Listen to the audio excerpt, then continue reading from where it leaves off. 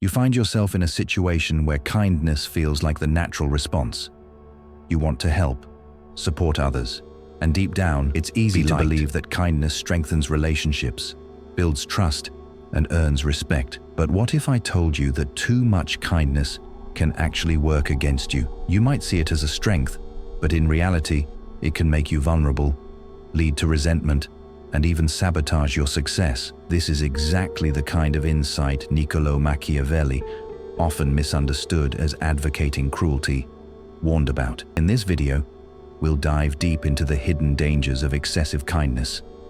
You'll discover how being too nice can cause you to lose control, invite manipulation, and even damage your relationships. We'll also break down Machiavelli's lesser-known ideas on power and why always being the nice one can make you weak, not strong. By the end of this video, you'll understand why playing nice all the time might be one of the biggest mistakes you can make. Let's break it down. When you're overly kind, you send a message. You're someone who always gives in, helps out, and puts others first. While that may seem noble, in reality, it can make you an easy target for exploitation. Others might not see your kindness as a strength, but as an opportunity to use you. Think about this. How many times have you gone out of your way to be kind? Maybe you agreed to help with a task you didn't have time for, lent money to a friend who didn't really need it, or kept saying yes when you should have said no. At first, it feels good. It builds trust. But over time, the requests increase, the expectations grow, and before you know it, your kindness is no longer appreciated. It's expected. Was once a favor, becomes a duty, and instead of gratitude, you're met with entitlement. You start to feel used and resentful. This is exactly what Machiavelli warned about. He wasn't against kindness, he simply understood its dangers. When overused, kindness can make you weak. If you focus too much on making others happy, they stop respecting you. And once respect is lost, it's incredibly hard to regain. The hidden trap of over-accommodation. One of the most subtle ways kindness works against you is through over-accommodation, constantly sacrificing your own needs just to please others. You think, I'm just being nice, I'm doing the right thing. But kindness at your own expense isn't virtuous, it's self-sabotage. The problem: people don't always recognize or appreciate your sacrifices. Instead, they take them for granted, draining your energy, time, and resources. And when you finally set boundaries, you're met with confusion, even anger, because they've come to expect your generosity. The Machiavellian perspective: why you can't please everyone. This is where Machiavellian thinking comes in, not about cruelty, but about understanding power dynamics. When you're too nice, too accommodating, you set yourself up to be taken advantage of. People learn that you're too kind to say no, too agreeable to stand your ground. Now you might argue, but kindness makes people like me. If I'm nice, they'll be more likely to support me. And that's true, to an extent. Kindness builds connections and trust, but it doesn't always command respect.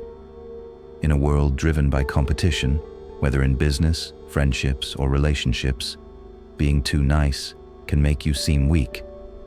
When you're always agreeable, you risk becoming invisible. People won't take you seriously because they see your kindness as something to use, not something to admire. Just as Machiavelli argued that rulers must balance fear and love, you must balance kindness with strength. The danger of letting kindness cloud your judgment. When you're overly kind, it can blind you to reality. You might overlook red flags, stay in toxic relationships, or tolerate behavior you shouldn't, all because you don't want to upset anyone. You tell yourself you're helping, but in truth, you're enabling bad behavior. This false sense of control makes you predictable, and predictability isn't a position of strength. Machiavelli understood that maintaining power requires clarity, the ability to make tough decisions, and sometimes the willingness to be ruthless when necessary. The power of boundaries. Why fear can be useful. You might be thinking, Fear? That doesn't sound right. Shouldn't we be kind, not feared? But fear, when used correctly, isn't about intimidation. It's about setting boundaries and commanding respect. Just as Machiavelli believed it's better for a ruler to be feared than loved, if they can't be both, the same applies to personal power.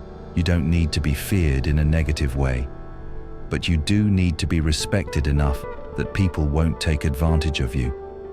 If you're too focused on being liked, you become a pushover. But if you stand your ground, make decisions that protect your well-being, and stop seeking approval, you regain control.